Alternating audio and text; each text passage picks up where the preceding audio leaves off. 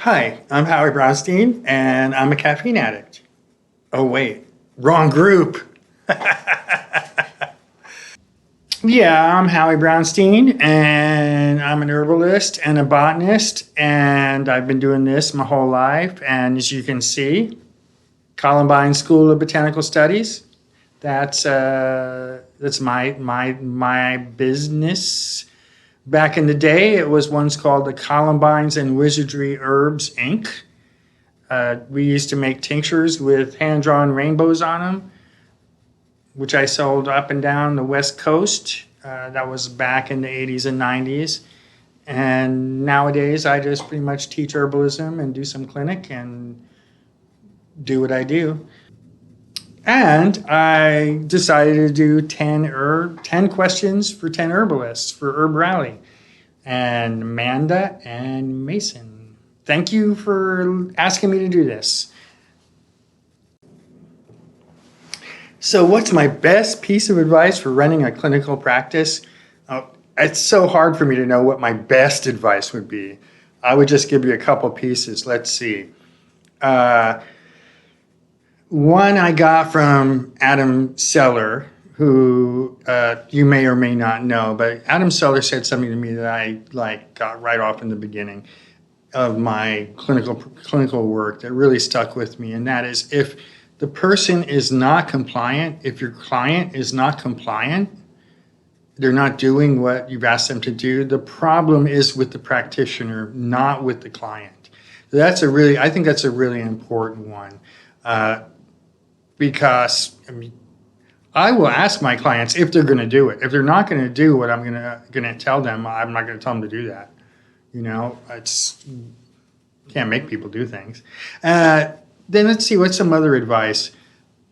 I'm a firm believer in not giving unasked for advice.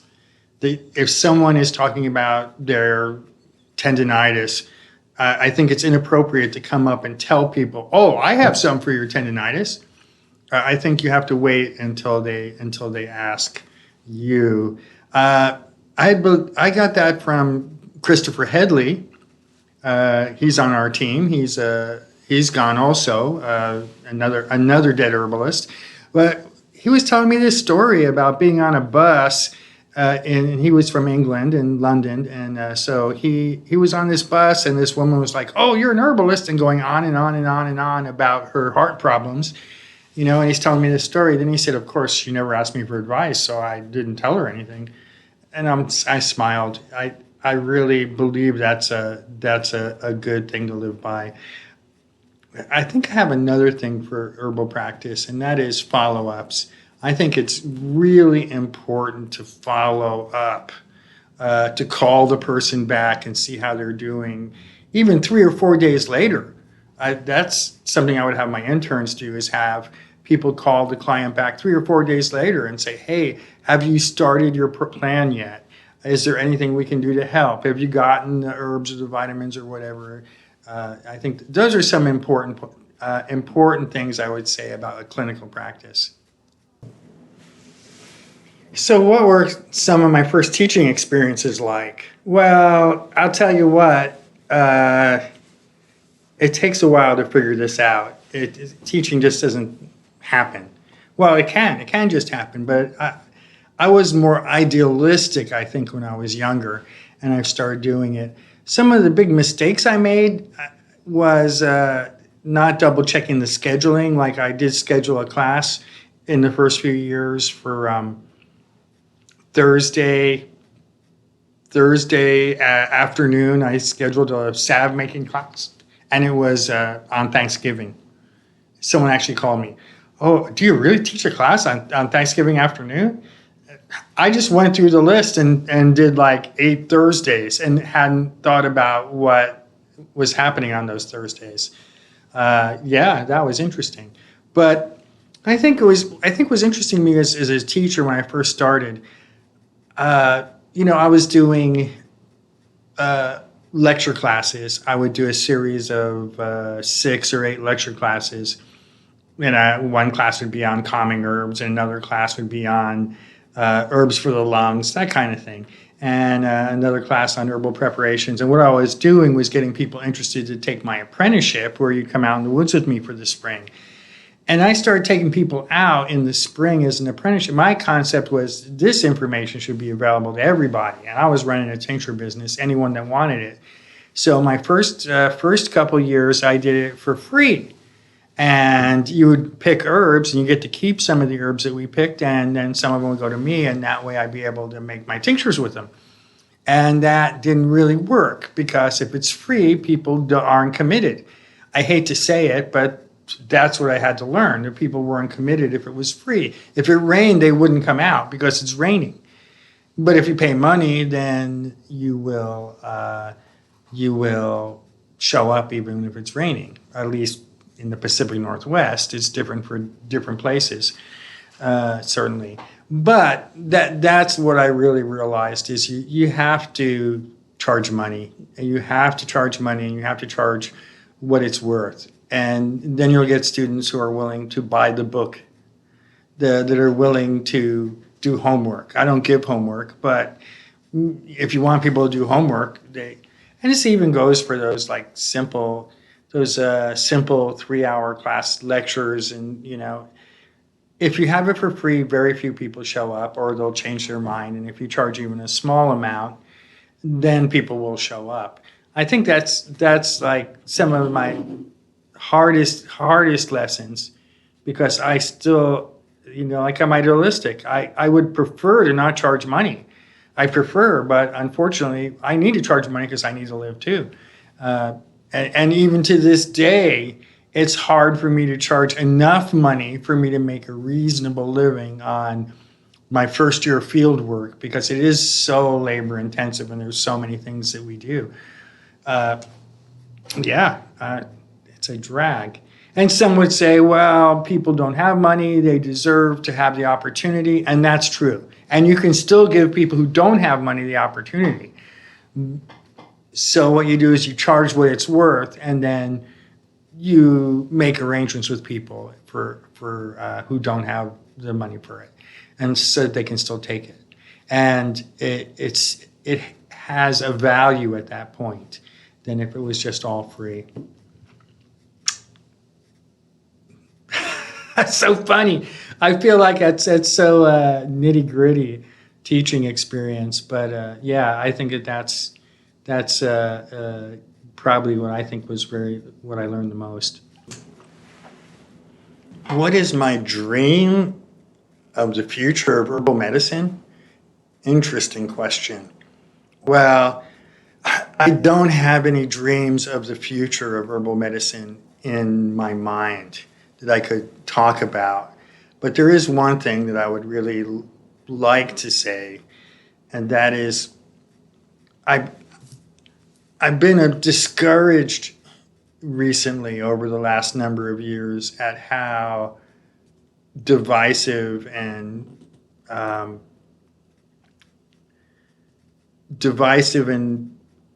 would almost say petty that herbalists have become over the last few years. And it's not just herbalists, it's the United States in general has become quite divided in beliefs. And I really hope that herbalists in general become open to different thoughts and ways of seeing herbalists and herbalism. That there isn't one person that's right. It isn't science. It isn't Ayurvedic. It isn't folk herbalism. It isn't one kind of herbalism. It isn't one kind of person.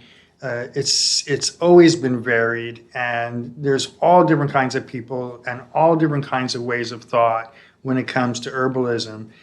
And the danger for herbalism in the United States doesn't come from government, in my mind. It doesn't come from some kind of regulation that's going to happen from an outside source.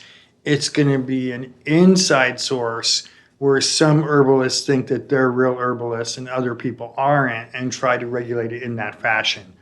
I think that's where the danger lies.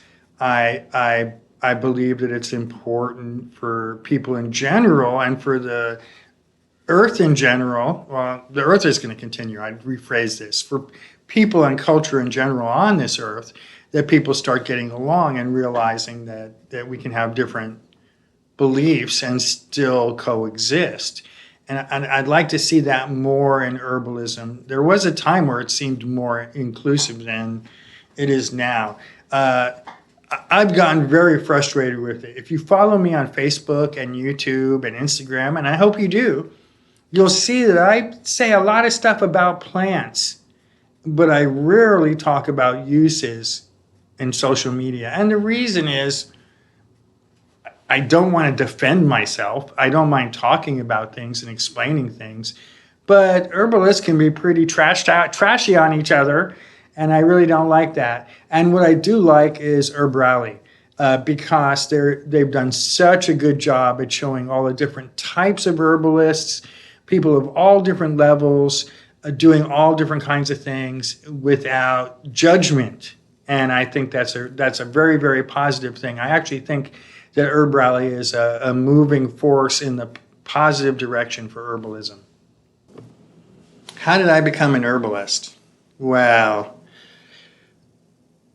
I liked herbs before I decided to go into that as a path. I had still was into making tinctures back in the late 70s, just for fun for me, make a few tinctures. I guess it maybe was the early 80s, when you think about it. And I was using herbs. I was using herbs before I made the conscious choice. So I made the conscious choice to go into herbalism in 1982. So I guess it was the late 70s. I was still using herbs. I don't really have a time that I recognize that I started using herbs in some way. But I do remember when I made the choice to become an herbalist.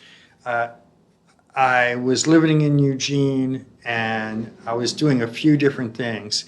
And I either wanted to become a musician or an herbalist, just go into herbs. And I decided to start a tincture company and start teaching and do that instead. Or I started a tincture company, and teaching became a needed step since people didn't know what the herbs were. You have to remember, back in these days, people didn't know. People would come and look at my tinctures and my herbs and go, "You can't experiment on me with that stuff." They had no idea. They didn't know anything about it, the average person that I was working with. And the herbs were only available through select herbal stores, which were few and far between. So this was really not a good choice to make as far as any kind of career. I was a manufacturer. I made a product and no one knew what it was or how to use it. And there were really no herbalists around me. There were few and far between. And there was only 5 herb books out. So it was a really poor choice. So it seemed, and I didn't make any money in it, but I did get a lot of community support from people who were really into plants. And that was nice. And after doing it for a lifetime, it seems to have become pretty popular. But that's how I became an herbalist, I guess. I don't know. It's really weird. I've always been an herbalist. I've always done this since my whole life. So I don't really know where it started. Ain't no flowers when they're gone, and they're always gone too long. Anytime they go away. Oh, I know, I know, I know, I know, I know, I know. You leave those young buds alone, 'cause there ain't no flowers when they're gone. So as an herbalist, what tool would I not want to be without? And that's an interesting question. I would say for clinical herbalism, the one tool I wouldn't want to be without would be my reflex hammer. But that's me. I just happen to really use a reflex hammer a lot in my clinical practice. I learn a lot from reflexes. And so, and I have a tendency to be kind of leaning towards the neurological side of things. So I would say that if it was for one tool, as far as botanist goes, my hand lens is pretty important to me. I use that a lot to be able to see little bitty things. So what does healing mean to me? Well, that's kind of a big topic there. When it comes to like acute issues, things that just come up, healing is getting over the acute issue, right? So you get sick and then you get better. You hurt your arm and then you get better. I think kind of the hardest part about that is if you hurt your arm and you hurt your arm for a while and then you hold on to it. You hold on to the fact that your arm is hurt. A lot of times that can really prevent healing. I think a lot of, with these acute issues, the biggest thing is to let it go, to be here, to say, okay, now I'm better. Now I'm better, and you let that go. But I think more about chronic issues. And with chronic issues, it's a little bit different. So with the chronic issue, it probably took a long time to get the problem. You probably did something wrong in your life for a while, or you were born with some kind of issue. It's some kind of lifestyle or something that happened that gives you a problem that you now have, and maybe it goes away, but it comes back, and as the years go by, it keeps coming back. It's a chronic issue. And it's something that maybe laid you up for months, and you never quite got better from it, and it comes back and goes forth. Now, when I look at healing it for those things, what I'm looking for is how healthy and how happy are you? And how healthy and happy do you think you should be? Those are some questions that are on my intake form, and those are really important questions. Healing would make it so that those numbers are close together, that how happy and healthy you are is very close to as how happy and healthy you think you should be. And I think this is a really important point because some people, I mean, you'd think that people say, oh, I should be 90% happy and healthy, or I should be 100%. But some people are like, oh, I should be like 60% happy and healthy. That's the best that they expect from themselves. And maybe that would change over time. But a lot of people have been sick from an early age or have been sick a very long time, and they can't even imagine being healthy. And ideally, over time, that could change. But there's some people that I just don't see that changing anytime soon. That may take many years of other kinds of work than I can give to have them change that. There are people who have been sick their whole lives and they don't ever expect or even see a life with them being that healthy. But if the health that they want to be and the health that they think they are very close together, that means they believe that they're doing really well. That is a very good point.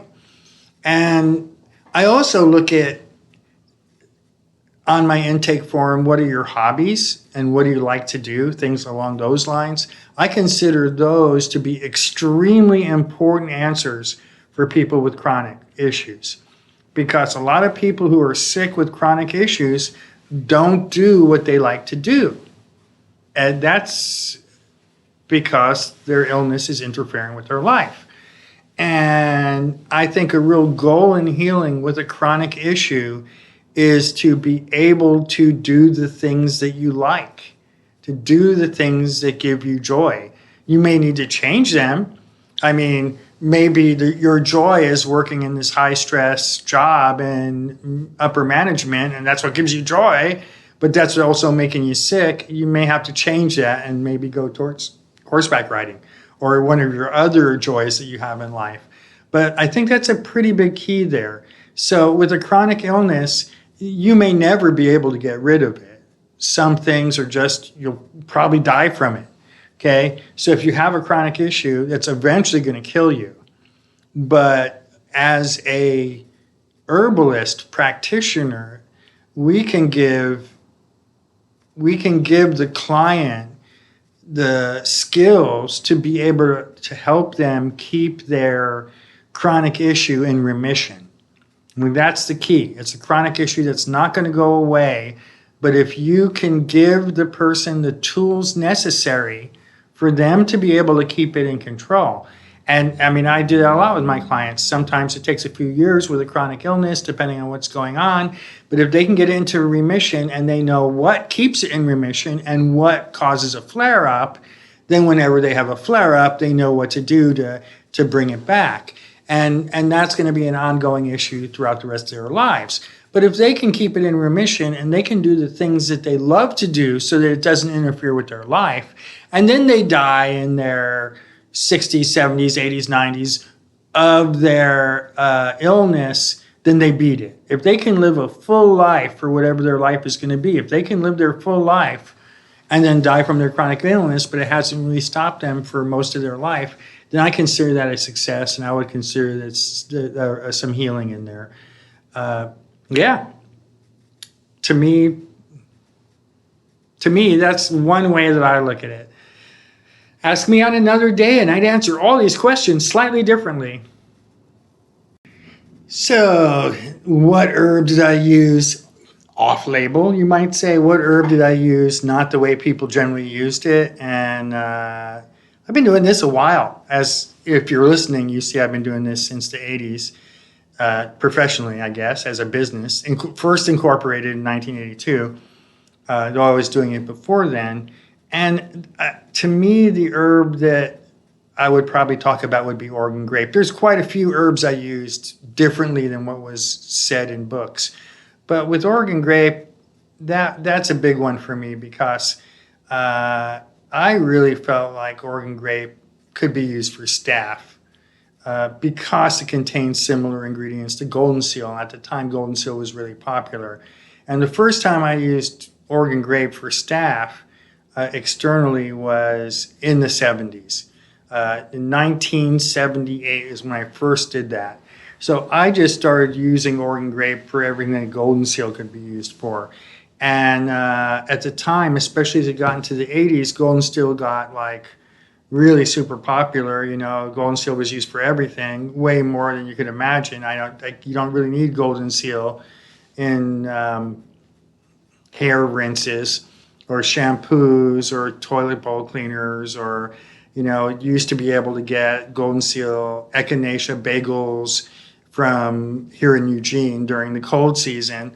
Great. I mean, they only use a little bit, right? It didn't affect the flavor any. And so, I mean, what does that mean? Oh, I got to eat 3 bagels 3 times a day.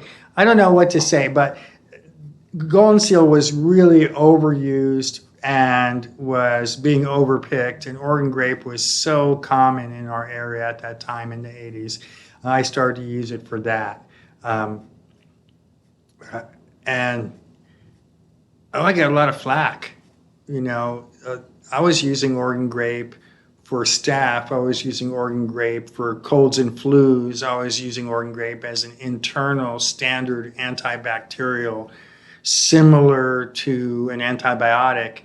And a lot of the herbalists in the world just totally disagreed with me for many, many years. I even wrote about it in journal articles, and editors would take that out. Oh, you can talk about Oregon grape, but you can't talk about it helping staph because it obviously doesn't do that.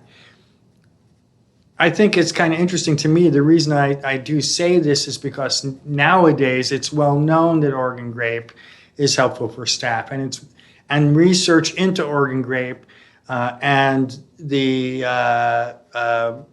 P-glycoproteins, the pump inhibitors, some of this kind of new physiology. It isn't new anymore. But the information that was found by researching Oregon grape into how Oregon grape actually does affect antibacterial properties internally, that research is tremendous and has gone to change how people look at both physiology and drugs. I thought that's really interesting. So nowadays, the quote off-label use is just it's standard knowledge, and so that's pretty cool. I thought that's the one. So I mean, there's other herbs I've used off-label that may or may not. Really, what it comes down to is understanding what you might call the energetics, depending on what you mean by energetics, the energetics of the plant. For example, if you know that all tannic acid astringents dry, draw, shrink swollen tissue, and are mildly antimicrobial, and you know that all tannic acid astringents are going to be good for stings and bites and oily rashes and burnt tongue and sore throat and swollen tonsils and sunburn and windburn and rug burn. Rug burn? How'd you get rug burn? There's this list of things that just in general astringents work on. And so if you know that, then if you come across a plant in a book that's an astringent, and there's a list of uses in the book, and then you have these other books and you look at those and it has a list of what this herb is good for, then you might be able to know how to use it more than you can find in the book because you understand what all astringents do. I think an example I give is like if you were going down to, let's say, Ecuador to the permaculture conference at the Eco Retreat, and you get this Medicinal Plants of Ecuador book, and you look up this plant, and it says it's good for as a wash for bug bites and stings and pulling out infections and zits and sunburn and windburn. And you realize, oh, this is an astringent. But nowhere does it say it's good for poison oak. It's not going to say that because there's no poison oak in Ecuador, right? But you would know that it would be good for poison oak because you can see it's an astringent, and all tannic acid astringents are good for poison oak. So if you understand the basic energetics of a plant, you may find that you have more uses than what you can get out of standard knowledge books on the subject. I hope this is of some help. Well, do I know the potency of my herbal concoctions? Yeah, I know the potency, but what is potency? The term potency is specifically the relationship of herb to alcohol or oil, the menstruum. So how much herb for how much alcohol in a tincture? That's the potency. And I can see the potency as being important if your object is to sell your product on the open market. That's telling you how much herb you're actually putting in there. And that can be of value. But potency, it doesn't have to do with how effective the tincture is. It doesn't have to do with how effective the product is. You can get some herb that's kind of old and maybe not as strong as it could be, and you can put a lot of it in the jar. So your tincture could be very potent, you would say, because you have a lot of herb to alcohol. On the other hand, you have that same herb and you grew it yourself in the garden and you picked it at just the right time and you took off all the pieces that you didn't really like. And then you made a tincture out of it, but you didn't put as much herb in as that other tincture you made from the crappy herb that you got on the open market. Well, if you look at the number on the label, you'd say, oh, this is less potent because there's less herb per alcohol. But the herb is so much more effective and the herb has so much more chi in it because it's such a higher quality herb that it's a much more effective product, even though it's less potent. So there's a little trick in there, and that potency is a legal term or a term having to do with how much herb to alcohol and has nothing to do with the quality of the product itself. What herbs would I suggest for keeping healthy joints as you age? Well, I don't really know because I'm an old hippie, and the problem with old hippies is that their joints go out. So, what are my top 3 herbalism books? That's kind of a hard one for me because I kind of stopped reading herbal books for a while just because it's so many of them are rehashed information, and so many of them are rehashed bad information that I just kind of got disgruntled with it. However, I do have to say that if I had to choose, I'd say Michael Moore's books as a whole. Okay, we'll just give that as like a number 1. That would be like Medicinal Plants of the Mountain West and Medicinal Plants of whatever. He has a whole bunch of books there. The Canyon West, Canyon and Desert West, and the Mountain West. And the Michael Moore books in general, I would put as number 1, mainly because he's got the same kind of humor as me, and he goes over the plants that I work with, and he uses the same framework of physiology and healing that I do. That's the reason why I like that book. If I was practicing Ayurveda or TCM, I wouldn't choose the same books as I do, as I'm telling you now, obviously. Then I also really like Maud Greaves' Modern Herbal. I know that's an old book, but it's still an old standard. It's Dover Publishing, I believe, Dover Press, and it's 2 volumes, and it's also online. So that's kind of cool if that's what you like to do. But we're looking at books. We're not looking at online here. And then I'd be hard pressed for a third one. I will say that right now my favorite book is the new one that just came out. It's about Cascade Anderson Geller's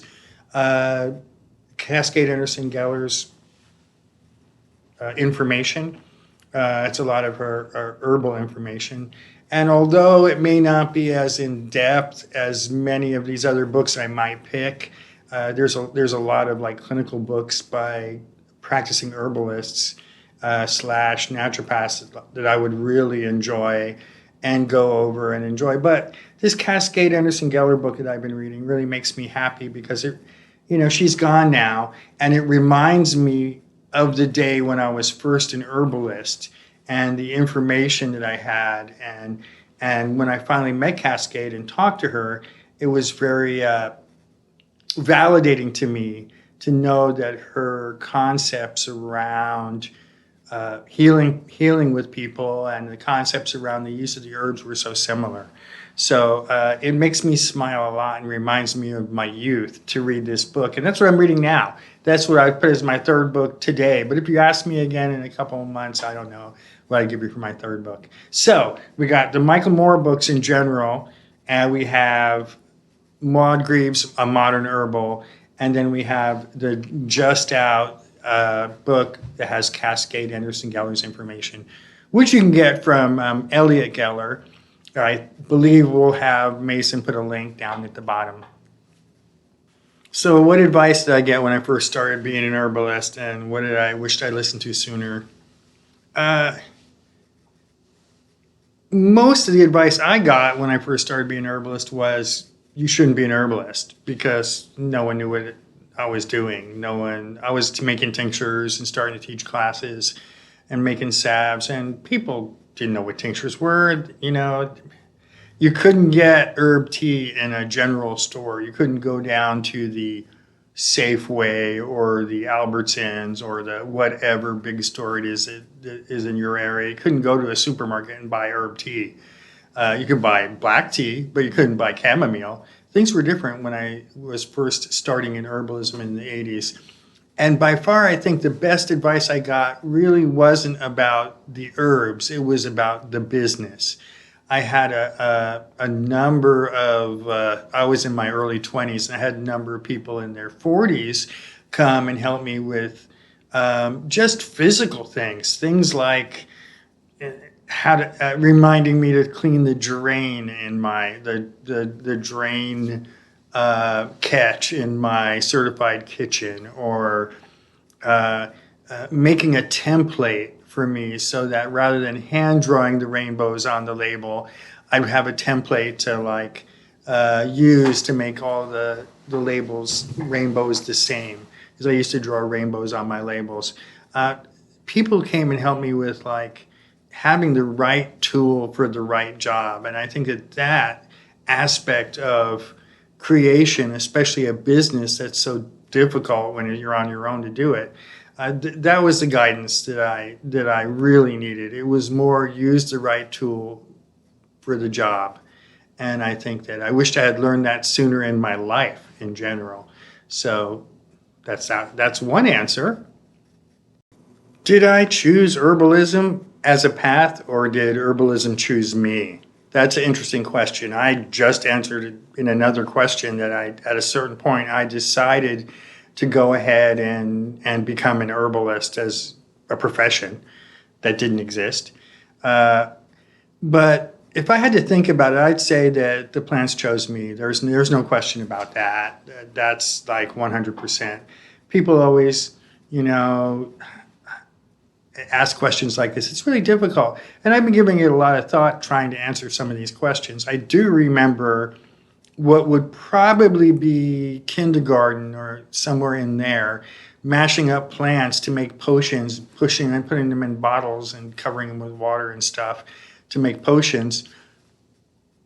Does that count? I don't know. What I do know is, once again, I'll go back to Christopher Headley. He told me that at one time he tried to quit being an herbalist, and it only lasted a little while because the plants wouldn't let him, and he had to go back to being an herbalist.